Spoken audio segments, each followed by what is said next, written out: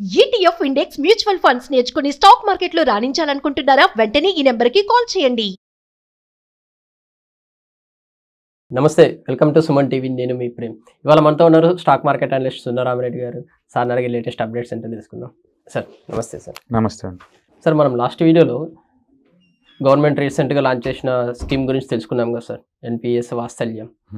కింద కామెంట్స్లో అంతా పెడుతున్నారు సార్, ఎలా అప్లై చేయాలో చెప్పలేదు అనేసి.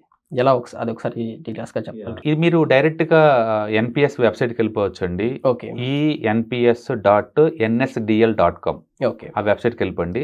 లేదు అంటే జస్ట్ డైరెక్ట్గా గూగుల్లో ఎన్పిఎస్ వాత్సల్య అని టైప్ చేశారనుకోండి, ఆటోమేటిక్గా లింక్ ఓపెన్ అవుద్ది. ఓకే, ఫస్ట్ ఎన్పిఎస్ వెబ్సైట్కి వెళ్ళండి. ఆ తర్వాత అక్కడికి వెళ్ళేసిన తర్వాత రిజిస్టర్ నవ్ అని వస్తుంది. ఆ రిజిస్ట్రేషన్ నవ్ దగ్గర ఏంటంటే, మనం ఆ రిజిస్ట్రేషన్ కిందకి పోయినప్పుడు కింద బాటంలో ఎన్పిఎస్ వాత్సల్యం ట్యాబ్ వస్తుందండి. ఆ ట్యాబ్ క్లిక్ చేయండి. అంటే గార్డియన్ వాళ్ళ పేరు, వాళ్ళ పాన్ కార్డు, వాళ్ళ ఆధార్ నెంబరు, వాళ్ళ ఈమెయిల్ అడ్రస్ ఇవన్నీ ఇచ్చేసండి. మొత్తం డీటెయిల్స్ ఏమో దొరుకుతుంది. ఆటోమేటిక్గా మీకు బిగిన్ అని వస్తుంది అనమాట. అది బిగిన్ రిజిస్ట్రేషన్ వస్తుంది. మనం అది క్లిక్ చేసిన తర్వాత మనకు ఓటీపీ వస్తుంది మొబైల్కి. ఓటీపీ మనం క్లియర్ చేయాలి. అది మొబైల్ ఓటీపీ అని ఇది వస్తుంది అనమాట గార్డియన్కి. ఆ తర్వాత ఓటీపీ క్లియర్ అయిపోయిన తర్వాత కంటిన్యూ అని వస్తుంది. అది మనం కంటిన్యూ చేసామనుకోండి, ఇప్పుడు మైనర్ ఎవరైతే మీరు అకౌంట్ ఓపెన్ చేద్దాం వాళ్ళ పేర్లు అండ్ మన డీటెయిల్స్ వస్తాయి. అక్కడ రిక్వైర్డ్ డాక్యుమెంట్స్ మొత్తం అప్లోడ్ చేసుకోవాలి. చేసుకున్న తర్వాత ఇప్పుడు క్లిక్ కంటిన్యూ చేసామనుకోండి, అది మేక్ ఇనిషియల్ పేమెంట్ అని ఉంటుంది. అది 1000 రూపీస్ మనం పే చేసుకోవాలి. చేసుకోవటం వల్ల నీకు ప్రాన్ నెంబరు అంటే పర్మనెంట్ ఐడెంటిటీ నెంబర్ ఒకటి క్రియేట్ అవుద్ది. ఇప్పుడు అకౌంట్ క్రియేట్ అయినట్లకే.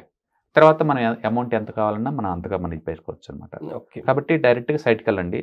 మీరు డైరెక్ట్గా అంటే enps.nsdl.com వెబ్సైట్ వాళ్ళది అఫీషియల్ది అనమాట.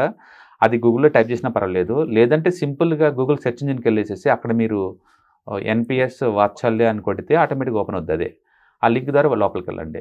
వెళ్ళంగానే మీ కింద ఎన్పిఎస్ వాత్సల్యం క్లియర్ కనపడుతుంటుంది. ఆ ట్యాబ్ క్లిక్ చేయగానే మన డీటెయిల్స్ అడిగిద్ది, గార్డియన్ డీటెయిల్స్, వాళ్ళ పాన్ కార్డు, ఆధార్ కార్డు ఇవన్నీ కూడా. అది ఓకే చేసిన తర్వాత నీకు ఓటీపీ వస్తుంది.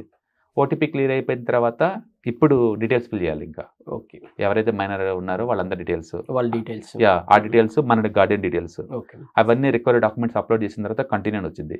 ఆ కంటిన్యూ దగ్గర పేమెంట్ అడుగుతుంది. ఆ పేమెంట్ పే చేస్తే నీకు ఆటోమేటిక్గా ప్రాన్ నెంబర్ క్రియేట్ అవుద్ది, పర్మనెంట్ ఐడెంటిటీ. ఇది చాలా సింపుల్ ప్రాసెస్ అండి. మీరు అది ఎనీబడి కెన్ స్టార్ట్ అనమాట. ఇది సింపుల్ ప్రాసెస్. అండ్ మీకు డీటెయిల్స్ కావాలన్నా సరే వాళ్ళ వెబ్సైట్లో A to Z దొరుకుతాయి. డాక్యుమెంట్ డౌన్లోడ్ చేసుకోండి. అండ్ ఇందులో ఉన్న బీటీ ఏంటంటే, 1 రిటైర్మెంట్ ప్లానింగ్, 2 ట్యాక్సేషన్ ఆప్టిమైజేషన్. ఊహించుకోండి, 60% కార్పొరేట్ ట్యాక్స్లు ఉండవు. అంటే జీవితకాలం పెన్షన్ వస్తుంది, ఒకరితో పని లేదు. ఒకప్పుడు పెన్షన్ కావాలంటే గవర్నమెంట్ జాబ్స్ కావాలి, అదే ప్రైవేట్ జాబ్స్ కావాలి అంటారు. ఇవాళ అవసరం లేదండి. ఎవరి పెన్షన్ వాళ్ళు క్రియేట్ చేసుకోవచ్చు.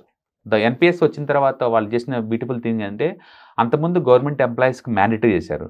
ఇప్పుడు జనరల్ పబ్లిక్ కూడా ఎవరైనా ఓపెన్ చేసుకోవచ్చు ఎన్పిఎస్, ఒకరితో పని లేదు. ఓకే, మనమే కాంట్రిబ్యూట్ చేసుకోవచ్చు. అండ్ అన్నిటికన్నా లోయెస్ట్ కాస్ట్ అనమాట. లైక్ ఇండెక్స్ ఫండ్స్ ఎంత తక్కువ కాస్ట్లో ఉంటాయో ఎన్పిఎస్ కూడా అంత తక్కువ కాస్ట్ అనమాట. అండ్ రిటైర్మెంట్ అప్పుడు వచ్చే అమౌంట్ కూడా మనకి కన్సిస్టెన్సీ వస్తూనే ఉంటుంది. పేరెంట్స్ కూడా చిల్డ్రన్స్ని అప్పటి నుంచి ఎడ్యుకేట్ చేయడం అంటే పర్టికులర్గా ఎన్పిఎస్ వాత్సల్య మాత్రం ఎక్స్ట్రా ఆర్డినరీ థింకింగ్ అంతే. ఓకే, మేబీ ఆ స్కీమ్ లాంచ్ చేసినప్పుడు మార్కెట్ ఆల్ టైమ్ హైలో ఉంది కాబట్టి జనాలు కొంచెం భయపడొచ్చేమో కానీ, ఎందుకంటే ఈక్విటీ లింక్ కదా, మార్కెట్ ఆల్ టైమ్ హైలో ఉంది కదా, తర్వాత చూసుకుందామని పోస్ట్పోన్ చేసుకుంటారేమో కానీ స్కీమ్ ఈజ్ ఎక్సలెంట్ అంతే, అందులో డౌట్ లేదు.